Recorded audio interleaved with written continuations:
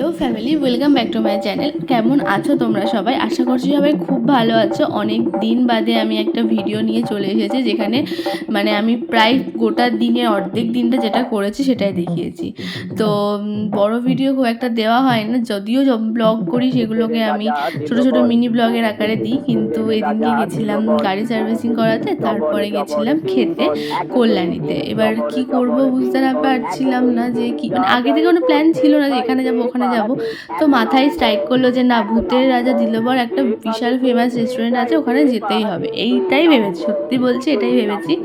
তো ভাবার পরই চলে গেছিলাম। আর অ্যাম্বিয়েন্সটা নিয়ে কোনো কথা হবে না, সব থেকে বেশি ভালো লেগেছে আমার ওখানকার স্টাফদের বিহেভিয়ার, খুব ভালো ছিল। আর ওদের যে ড্রেসিং সেন্সটা না, ওটা অসাধারণ, মানে কি সুন্দর পাঞ্জাবি পরে ঘুরে বেড়াচ্ছে, বেশ বেশ ভালো ছিল। একটা সাবেকি সাবেকি ব্যাপারও ছিল, আর একটু ভয়ও ব্যাপার ছিল। মানে এখানে কি সুন্দর ভূত টুতের আকার করেছে, ঝুল আঁকিয়েছে আর্টিফিশিয়ালি, হ্যাঁ মানে বেশ ভালো ছিল। আর যেটা নিয়ে কথা না বললেই নয়, খাবার দাবার খুব ভালো ছিল। খাবার দাবার আমি আর আমার উনি চলে গেছিলাম খেতে, তো সঙ্গী নেই না, কি করব, অত এদিক ওদিক ঘুরি না, তো যেটুকু ঘুরি এনার সাথেই ঘুরি। তো একটা থালি অর্ডার করেছিলাম, কিছু ছবিও দিয়ে দিলাম। আর এই থালিগুলোর মধ্যে আমি একটাও বলতে পারি না যে খারাপ ছিল, খুব ভালো ছিল, খুবই ভালো ছিল।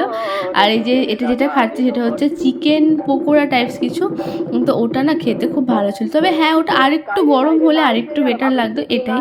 বাকি শুক্তো বলো, ডাল বলো, এখানে ছিল পাবদা মাছের ঝাল ছিল, মাটন ছিল, এক্সট্রা আরও একটা মাটন আর রাইস নেওয়া হয়েছিল, কারণ ওইটুকু হাতে আমাদের জন্য হতো না। তো তারপরে চাটনি, মিষ্টি, পায়েস ছিল থালায়, এত কিছু ছিল। আর মাছটা নিয়ে আলাদা করে একটু বলতে চাই, সত্যি কথা বলতে মাছটা মানে পুরো ঘরোয়াভাবে করা, মানে খাবার দাবার পুরো ঘরোয়া। আর মাটনটা না দারুণ দারুণ, আমি অত এক্সপ্রেশন দিতে পারি না।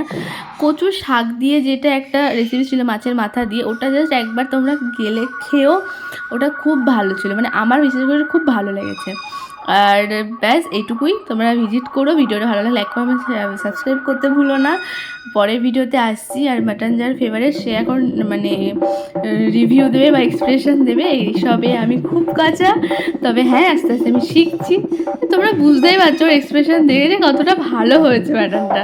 আর সত্যি খুব ভালো ছিল রান্নাবান্না, ভিডিওগুলো সত্যি মানে খুব এফর্ট দিয়ে বানাই। লাইক আর সাবস্ক্রাইব করতে ভুলো না এরকম ভিডিও দেখার জন্য। লাস্টে পান আর মুখ দেখিয়ে বাড়ি। টাটা, আসছি নেক্সট ভিডিওতে।